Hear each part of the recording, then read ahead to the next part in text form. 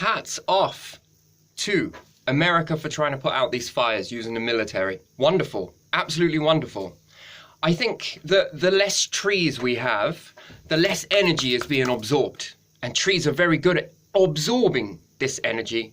And the less we have, the more energy, therefore the more heat, the more particles, the more this, the more that.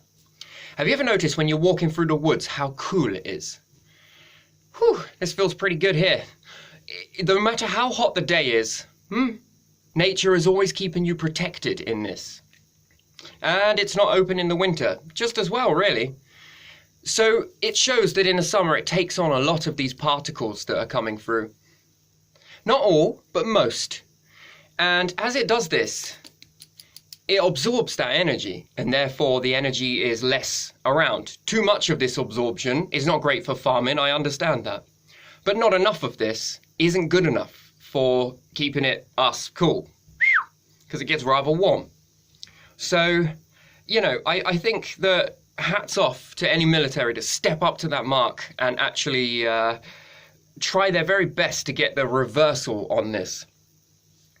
Yeah, what a public service that is.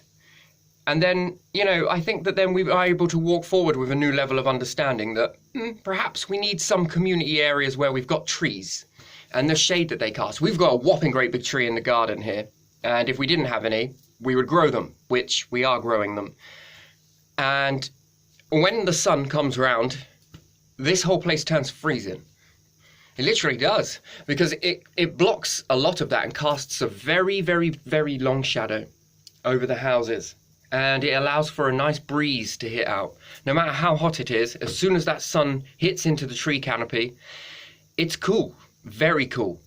And I think that this is very healthy. Not great for solar panels, mind you. But if you had a few trees with a few solar trees mixed in, I think this will compensate for that, depending on how you make the canopy sit on the solar trees.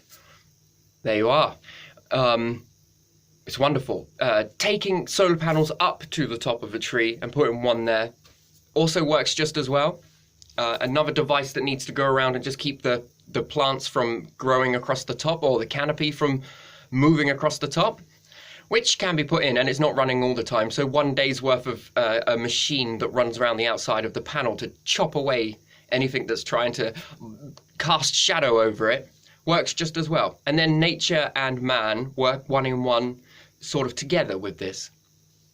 So yeah, a big step forward for Australia for planting the trees as well. That's pretty good. That's a good effort, that is. And you know, above the ground forest, below the ground farming, perhaps. Who knows? It doesn't have to be that way. Animal farming, perhaps.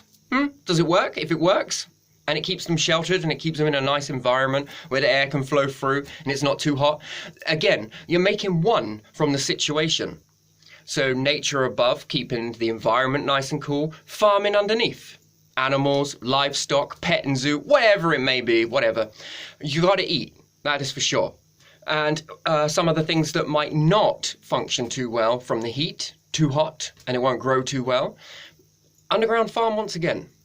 So there are many ways around this, many, many ways. I think this one is probably the best one, and it's cool. It's just basically casting shade with the trees. And I think then we have the soil where it stops turning so loose and blowing away, because the trees are dropping their leaves down. Very nice, very good. So yeah, I'm going to leave this one here. So basically just hats off. And it must be a hell of a mission trying to get all of that out. But I think you can do it. I think you've got some beautiful aircraft that can drench that and drench the bit where the fire is moving towards. I think you've got it in you to do it. Hats off to you. That is wonderful. That is good news.